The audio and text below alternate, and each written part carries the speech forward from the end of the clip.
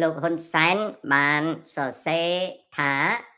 នេះជាការប្រមូលផលដើមរដូវនៃយុទ្ធសាស្ត្រស្ងាត់តែមិនស្ងៀមរបស់នាយករដ្ឋមន្ត្រីហ៊ុនម៉ាណែតតាមរយៈការចុះហត្ថលេខាលើកិច្ចព្រមព្រៀងសន្តិភាពរវាងកម្ពុជាថៃក្រោមការជួយរៀបចំ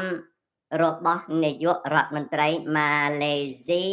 ដែលជាប្រធានអាស៊ាននិង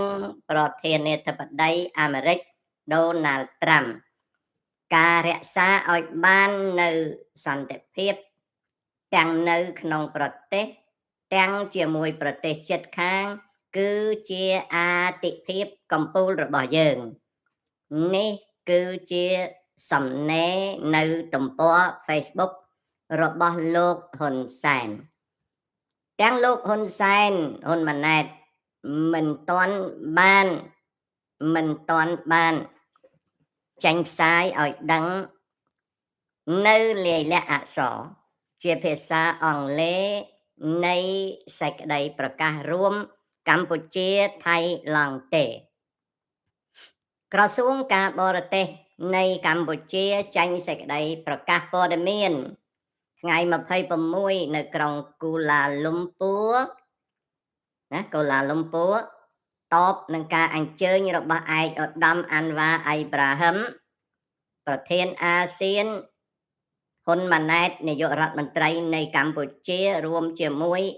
អនុទិនចានវិរៈគុណនាយករដ្ឋមន្ត្រីថៃបានចូលរួមក្នុងពិធីចុះហត្ថលេខាលើសេចក្តីថ្លែងការណ៍រួមក្រុងកូឡាលំពួររវាងកម្ពុជានិងថៃក្នុងពិធីនេះក៏មានការចូលរួមធ្វើជាអសាក្សីពីដូណាល់ត្រាំប្រធានាធិបតីអាមេរិកនិងអាន់វ៉ាអៃប្រាហាំនាយករដ្ឋមន្ត្រីម៉ាឡេស៊ី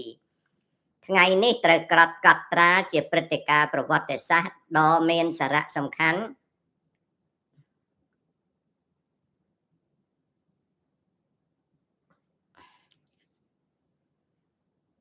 សេចក្តីប្រកាស